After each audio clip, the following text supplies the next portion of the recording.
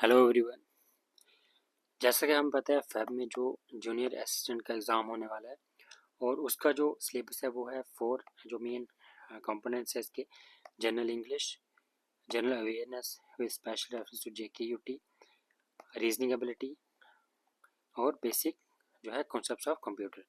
तो ये 4 कंपोनेंट्स हमें देखने को मिलते हैं और ये पूरा जो सिलेबस है इस पर हम एक टेस्ट सीरीज़ लॉन्च कर रहे हैं और ये इस टेस्ट सीरीज़ में 15 टेस्ट होंगे टोटल और सभी जो टेस्ट होंगे वो फ्री ऑफ कॉस्ट होंगे और सेम चैनल पे ये डिस्कस किए जाएंगे और इसका जो फर्स्ट टेस्ट होगा वो कल जो है अपलोड किया जाएगा।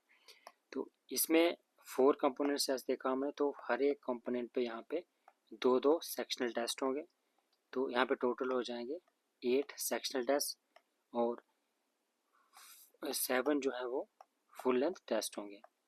तो टोटल यहाँ पे 8-7 यहाँ पे 15 टेस्ट होंगे और ये सभी जो है फ्री ऑफ कॉस्ट होंगे और CV प्रेप यूट्यूब चैनल इसी पे यहाँ पे डिस्कस किए जाएंगे। Thank you.